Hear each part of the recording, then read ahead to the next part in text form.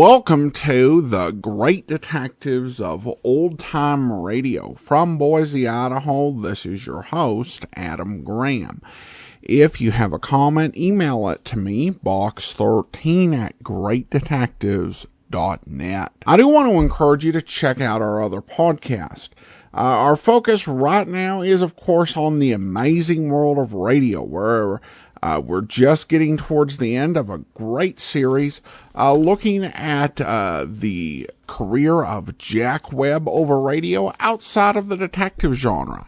However, we've got a lot of other past series, including holiday specials, Les Miserables with Orson Welles, great movies over radio, and The Summer of Bogart. In addition, we'll be doing a 4-part Kirk Douglas tribute, and we'll be having some Easter programs, and then, of course, our big summer series, which will be voted on by our Patreon supporters.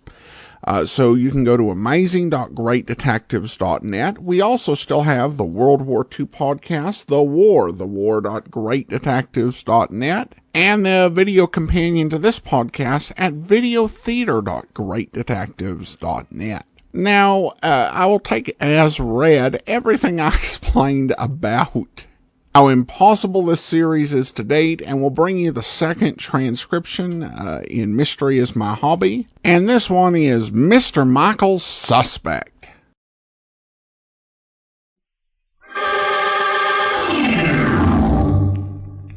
Mystery is my hobby.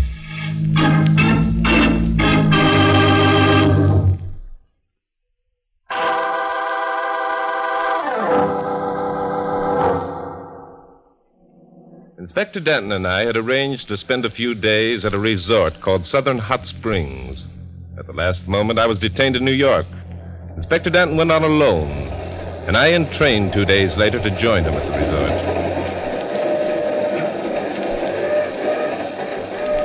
Why, I beg your pardon. I thought this was... It is your section, Mr. Drake. You are Mr. Drake, aren't you? Yes, I am. I'm afraid you have the advantage. I'm Monica Michaels, Mrs. Rex Michaels. Oh, well, what a pity that... Please, I'm in desperate trouble, Mr. Drake. I need your help. Oh? I haven't dared go to anyone else. They'd think me crazy. Why would they think you crazy, Mrs. Michaels? Because I believe my husband is trying to kill me. So, and just what makes you think that? Oh, it's rather a long story. I have no proof, no evidence. To all appearances, we're both very happy, very contented. Then you're still in love with your husband? Still in love with him. I could no more stop loving Rex than I could stop breathing. You intrigue me, Mrs. Michaels. A woman who is sure that her husband is trying to kill her and just as sure that she loves him is rare. But don't you see, that's why I haven't dared go to any of my friends. What if I'm wrong?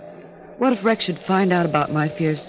What if he is ill? Yes. Can you think of any reason why your husband might want you out of the way? Another woman, perhaps? No, I'm positive. If there were a reason, it'd be almost a relief. There's nothing on which I can base my suspicions except... Yes? My husband's a writer, Mr. Drake. Perhaps you've read some of his things. Yes. Rex Michaels' stories have a rather psychological flavor. I was wondering if you were the same man. I admire his work very much. Rex would be flattered to hear you say that, Mr. Drake. When did these suspicions first appear in your mind, Mrs. Michaels? They began one evening about a year ago. Lucille and Neil Parker, our best friends and neighbors, had come in for an evening of bridge. Hey, wonder what's happened to Monica. I've never yet met the woman who could powder her nose in less than half an hour. Oh, don't be impatient, Neil. She'll be along. Cigarette, Rex? No, thanks. Well, he was right. Only a woman could quit a bridge game with the final rubber hanging in the balance. I'll call it. Monica, we're waiting. Oh, don't bother her, Rex. She's been gone long enough. Monica! Did you call me, Rex? Yes, for heaven's sakes, where are you? I'm coming right down. There, you see? All she needed was a little... Good heavens, what was that? Why, it sounded as though Monica fell down the stairs. Good Lord, how could that have happened? There she is, lying at the foot of the stairs. Monica! Monica! Be careful, Rex. There might be some bones broken. Oh, Monica. She's white as a sheet. Neil, she isn't dead. Darling, speak to me. Of course she isn't dead. Now get hold of yourself, Rex. Suppose you call a doctor. But if she's... Neil's right, Rex. Call the doctor and try to get hold of yourself. We'll take care of Monica. All right, be careful of her. I'll get Dr. Harvey.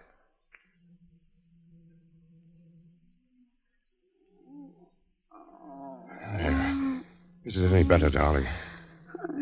I don't know. pain doesn't go away. There must be something we can do. Rex, suppose I run across the street and look in our medicine cabinet. No. The ambulance will be along any minute. We might give her the wrong thing. Say, it's been over an hour since you called. I'm going to give them a ring and see what's going on. Tell them to hurry. Why don't they get here? Why don't they get here? Oh, if she could only faint, it would be so much better. Monica isn't the fainting kind. Here, dampen that cloth again. Let me bathe her face. All right. Here. Thank you. There. Does that feel better, darling? My arm hurts terribly. Oh, she's getting delirious. The pain must be frightful. Is the pain frightful, Monica? Tell me, is the pain frightful? How does it feel? Tell me exactly how it feels. Rex, what are you saying? That expression on your face. Tell me exactly how it feels, Monica. Tell me. Oh, Neil, what's the matter? I just got hold of the county hospital. Oh, what did they say? Why isn't the ambulance here? They said that they'd received no call to send an ambulance out here. They checked the switchboard and found that there'd been no call from a Rex Michaels tonight.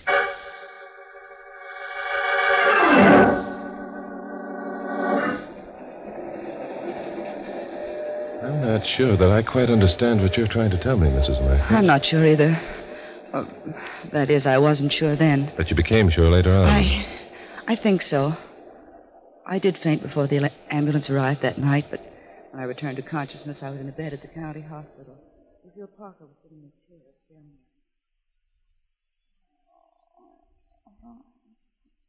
Oh, Lucille, what happened? You're all right now, darling. You fell down the stairs and broke your arm. Oh, yes, I remember.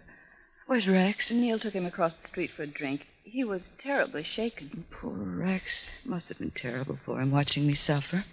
Yes. I remember how he kept asking me how I felt, how the pain felt. Poor dear. Yes. Sometimes I think Rex suffers more. Lou, something wrong? Oh, no, dear, nothing. Nothing at all. But you're looking at me so strangely. Oh, I'm sorry. It's nothing, really. Lou, is anything wrong with Rex? Did my accident upset him? Lou? Darling, I don't know what to say. Don't know what to say. Lou, whatever in the world are you talking about? Tell me. Monica, your fall wasn't an accident. Wasn't an accident? No. You see, before we left the house, Neil went upstairs to get our things. He slipped on the rug at the head of the stairs. Oh, then that's how... Yes, that's what caused you to fall, darling. You know, it's a small scatter rug placed at the top of the stairs. Yes, I know that, but it'd be impossible to slip on it. Both Rex and I were careful to put non-skid rubber mats underneath. Lou. The rubber mats had been removed, Monica. One of them fell from Rex's pocket while they were carrying you to the ambulance.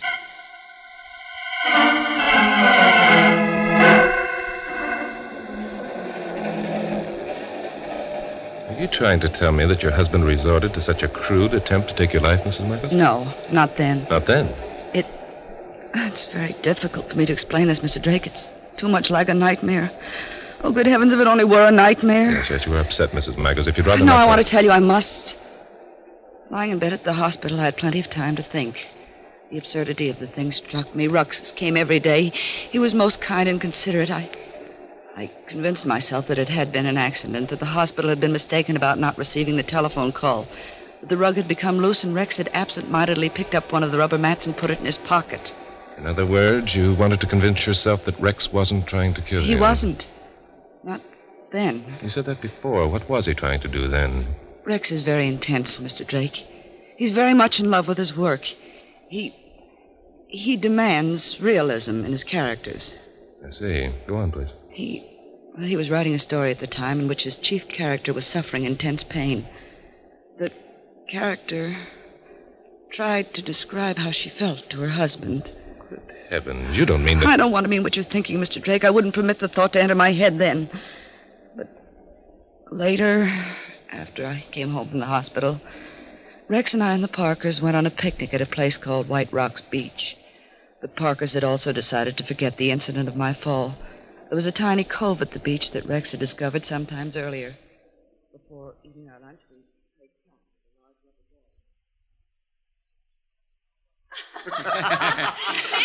Neil, throw it here. Okay, here it comes. Now let's see you catch it.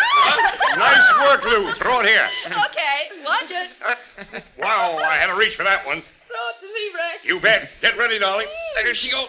Oh, shucks. Sorry, honey. That's nice going, Rex. It only went above her head about 4 feet. Oh, it landed in the water. I'll get it. Don't let me. I haven't even got my bathing suit wet yet. Okay, darling. Take it easy. Be careful, Monica. There might be an undertow. I'm all right. Don't worry about Monica. She can outswim any of us. Sure, she's the... Hey, look. The ball's being carried out. There must be a current there. Monica doesn't realize it. Good heavens. Monica, come back here. She can't come back. The current's got She's her. being pulled under. Come on, we've got to help her. Monica. Call it, Monica.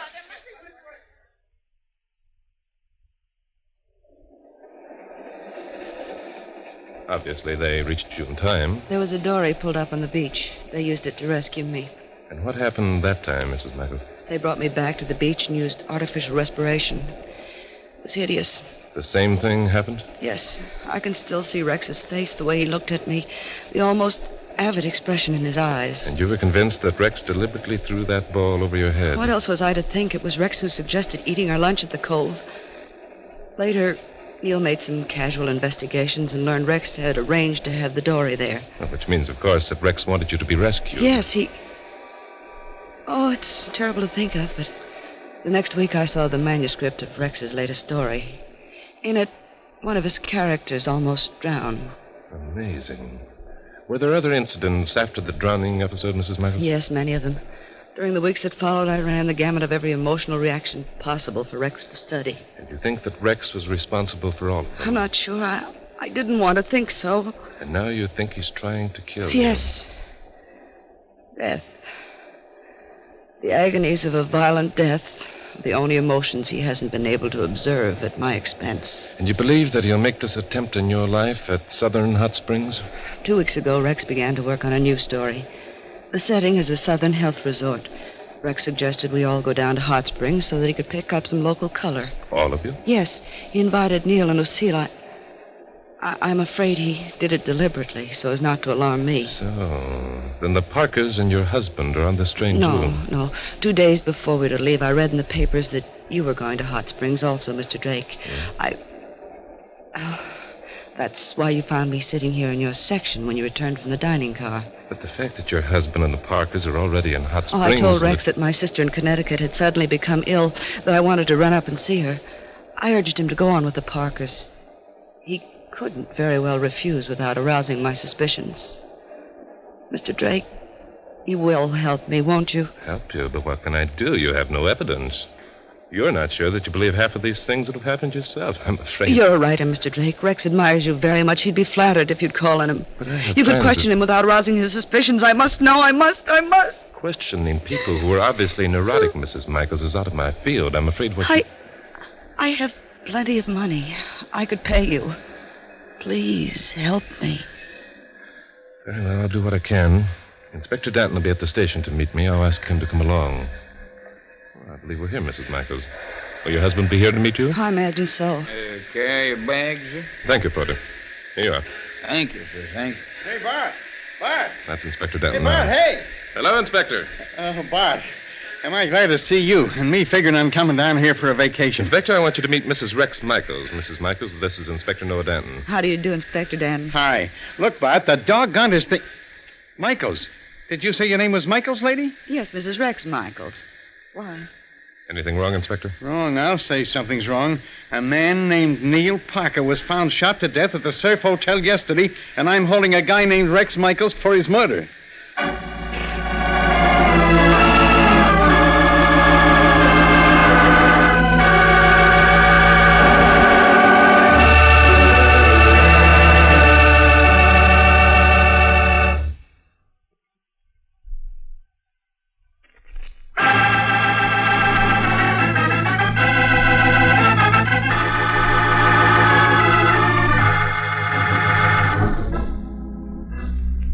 Well, Bart, those are the facts of the case. This is the room where Parker was found dead. That's the gun that killed him lying on that table. Mm-hmm. 38, eh, Inspector? Yep. Fingerprints? Sure, there were fingerprints, as nice a set as you want to see. Michael. Well, naturally, they would be if you came in here and found him holding the gun. Not only holding the gun, but standing over the corpse looking smug. Smug, eh? Yes, smug, eh? All right, Inspector. What did Michaels have to say for himself? Oh, the usual stuff. He and Parker had been sitting here talking. Michael stepped across the hall for a minute. While he was gone, he heard a shot, came running back, found Parker with a bullet through his heart. He saw the gun on the floor and picked it up without thinking, eh? Yep, that's it. Who owned the gun, Inspector? Michaels. He said he'd carried it around with him for years, but never even had it loaded. Uh-huh. I found a box of cartridges in his bureau drawer with 2 bullets missing. Well, are these things in this table Parker's personal effects? Yep, nothing important there, though. Let's see. Billfold, keys, silver, watch.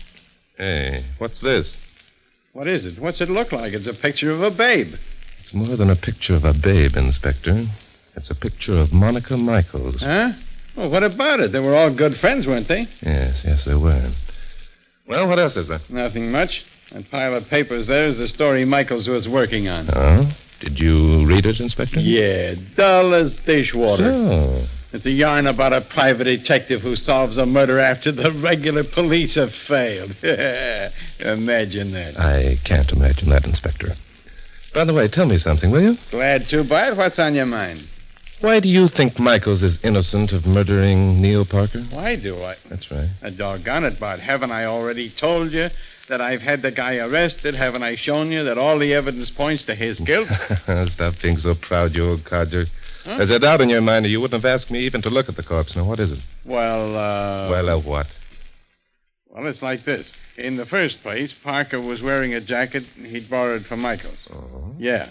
So it could be that whoever murdered Parker meant to get Michaels. So what? In the second place, I haven't been able to scrape up a motive for Michaels murdering his best friend. Consider that it's necessary that you do so, Inspector? Well, I like to be thorough about these things, you know. Then there's another thing. Yeah? I talked to Mrs. Parker, and she told me a lot of things about the way Rex Michaels has been acting lately. So? Such as trying to kill his wife? Yeah. How did you know? Mrs. Michaels told me. Well, then that's it. What is it? Mrs. Michaels had a motive, and Mrs. Michaels was here in Hot Springs at the time the murder was committed. What? That's right. Mrs. Parker saw her. So did a couple of other people. Can that be possible? Could she have... Yeah, she could have. I checked the plane schedules. She could have flown back as far as Washington and picked up the southbound limited there. By Jove, Inspector, you may be right. It was after we left Washington that I came back and found Mrs. Michaels waiting in my section. Sure, I'm right. I'm always right. But wait a minute.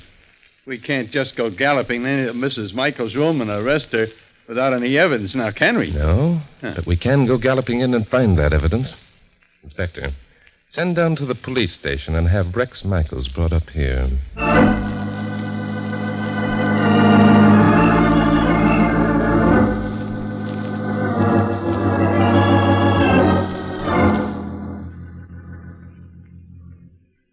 But, Lou, why would Rex want to kill Neil? Why? The answer to that seems pretty obvious to me, Monica. What do you mean? I mean, he must have found out that Neil realized what Rex was doing to Oh, him. that silly Rex wouldn't have shot him. He couldn't have. Oh?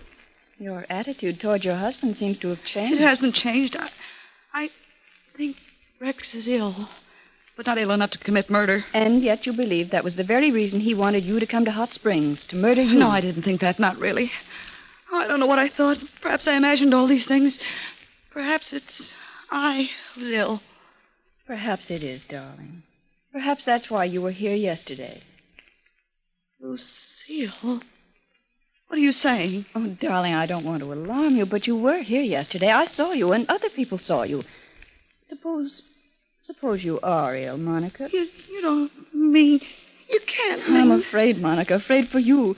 Could it be that you've imagined these things about Rex? Oh, no. I'm not ill. I'm not. You're afraid of Rex. You thought he was going to kill you. Neil was wearing Rex's jacket when he was shot. Oh, Monica, could we have been mistaken all these months? Oh, hello, Mrs. Michaels. Oh, I imagine you're Mrs. Parker. I'm Barton Drake. Oh, yes, Barton Drake. You're the criminologist. That's right. It was you to whom Monica wanted to talk about Rex. Yes, we rode down on the train together. Is anything wrong, Mrs. Michaels? No, I'm all right. I think I'd like to sit down. Monica and I have been talking, Mr. Drake. Something happened that she doesn't seem to remember. I couldn't have been here yesterday. I couldn't have. Oh, this is dreadful. You see, Mr. Drake, Monica was here in Hot Springs yesterday. Yes, I know. You saw her, and some other people saw her. Who were the other people, Mrs. Parker? Who were they? That's right. Oh, some casual acquaintances whom we met here at the hotel. Does it matter? It matters a very great deal. What were their names? Are they at the hotel now? No, as a matter of fact, they aren't. They left this morning. I don't remember their names. It didn't seem important. Not important. Where was it that these people met Mrs. Michaels? Monica? Why, they never... Oh, of course, they must have met somewhere, mustn't they? In order to recognize her, they certainly must have. Come, Mrs. Parker, why did you want to establish that Mrs. Michaels was here? Then I wasn't here. I'm not going mad. Of course you're not going mad, Mrs. Michaels. Mrs. Parker, do you mind if I search your room? Yes, I do mind. I resent your attitude, Mr. Drake. You tricked me. What are you doing at that fireplace? I was wondering about these charred fragments of photograph. Have you been burning photographs, Mrs. Parker? No, yes. They were some old pictures I decided to destroy. Pictures of whom? Pictures of Mrs. Michaels? Do they belong to your late husband? And these bits of metal, they seem to have come from the binding of a book, a diary, perhaps? Mr. Drake, this has gone far enough. I will not tolerate this. All right, Michaels, in you go. Rex! Monica, when did you get here? Why didn't they tell me? Rex, darling. There, honey. Everything's going to be all right. But you didn't... Shoot Neil? Of course I didn't. Why in the world would I want to shoot old Neil? Because he was in love with your wife, Michaels. What? Who are you? What are you talking about? Her name is Drake, Barton Drake. What was Neil Parker doing in your room, Michaels? I asked him to come. I wanted to talk over my new story with him. Neil always had good ideas. He was an excellent critic. Really? Did you always talk over your ideas with Parker first? Mostly always. Why? Rex, I didn't know that. Why didn't you tell me? Why should I? It wasn't important, and besides, Neil asked me not to. What reason did he give for asking that, Michaels? The obvious reason. He didn't want to take any credit for my stories. How did he happen to be wearing your coat when he was shot? He was cold and put it on while we talked. So then you stepped across the hall, and while you were gone, you heard a shot and came running back. What? Is this some kind of a trick to get me to lie? Why don't you leave him alone? Neil was his friend. The kind of friend, Mrs. Michaels, who plots against him, who tries to destroy him so he can have his wife. I don't believe You mean, Mrs. Parker, that you didn't believe it? It was quite a shock to you when you came across photographs of Mrs. Michaels among your husband's things, wasn't it? I don't know what you're talking about. And the diary. There must have been some shocking bits of information in that diary.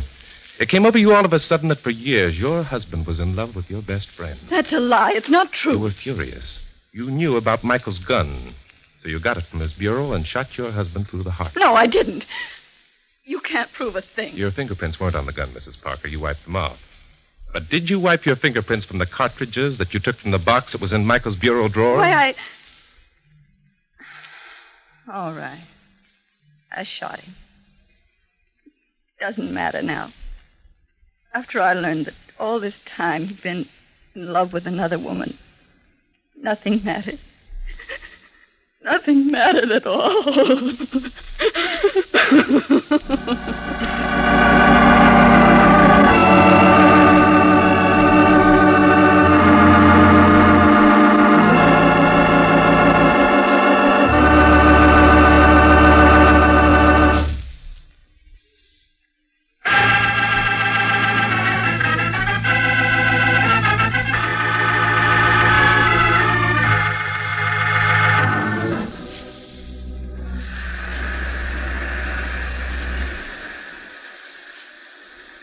You know something, Bart?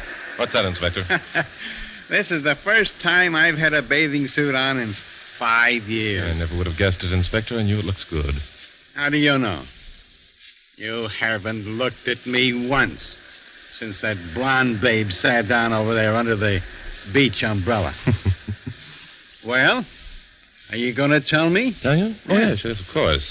But I'll have to make it fast, however, Inspector, because the blonde is rather attractive, isn't she? Okay. Look, just answer me one thing. Was that guy Neil Parker nuts? Let's say he was neurotic, Inspector. He knew that the only chance he'd ever have of winning Mrs. Michaels was to have her fear and hate her husband. So he planted the idea in Monica's mind that Rex was using her as a guinea pig for his stories, eh? Roughly, that's it. But Parker went further by suggesting incidents for the stories and then causing them to happen to Mrs. Michaels. And then pointing out to her that the stories and her accidents were the same. That's it, Inspector. Okay. Now, How did you know that it was Mrs. Parker who shot her husband? Elimination, Inspector, and motives. Oh, elimination and motive. Yes, you see, Rex had no reason for murdering Neil. Right up until the last, he claimed that they were friends. Uh-huh. And Mrs. Michaels couldn't have done the shooting because she was on the train with me. But I thought... No, Inspector. Trying to sell Mrs. Michaels the idea that she was here in Hot Springs without knowing it was a pretty absurd piece of business. It didn't make sense. So that left Mrs. Parker, eh? Yes, but Mrs. Parker didn't have a motive, so I grabbed the most obvious one and hit the jackpot. Pretty far-fetched. Must have been a gimmick. A gimmick? Oh, sure. Now, don't tell me you don't know what I'm talking about. All right, Inspector, I won't. You see, Mrs. Parker tried to establish that Mrs. Michaels was here in Hot Springs when the shooting took place. She knew that Mrs. Michaels had a motive for shooting her husband. She knew that Neil was wearing Michaels' jacket, and therefore it could have been a case of mistaken identity. Well, Parker was shot through the heart, wasn't he? That means that he must have been facing whoever shot him. say. So, if it had been Mrs. Michaels, she couldn't have failed to recognize him, could she? Hey, where you going? Blondes, Inspector, are notoriously impatient. See you later. What are you going to tell her? Anything, Inspector, except that mystery is my hobby.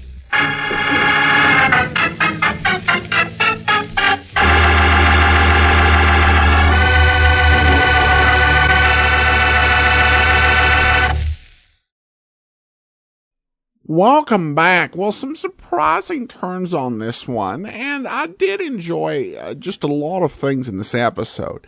I liked how Noah Danton had picked up something that was wrong, even if he wasn't able to identify the actual suspect. It shows some intelligence, and it's nice. I did like that Barton got in a little bit of a dig on the whole issue where Danton was kind of like, it's, one of those stories where the private detective is able to solve it and the police aren't. And I thought that was just really cute in the way that was handled. So this was an enjoyable episode. Couple little touches of melodrama, but solid mystery here. All right, well, some listener comments and feedback. Kevin on Facebook recommends the show and just writes, great shows keeping the old-time radio alive. Well, I appreciate your recommendation, Kevin. I do want to go ahead and thank our Patreon supporter of the day. And I want to thank Blaine, Patreon supporter since January 2017, currently supporting the show at the rookie level of $2 or more per month. Thank you so much for your support. Join us back here tomorrow for yours truly, Johnny Dollar. And then next Thursday, join us back here for our celebration of 100 years of Jack Webb. You won't want to miss it. In the meantime, send your comments to box13@greatdetectives.net. Follow us on Twitter at Radio Detectives and become one of our friends on Facebook, facebook.com/Radio Detectives. From Boise, Idaho, this is your host, Adam Graham, signing off.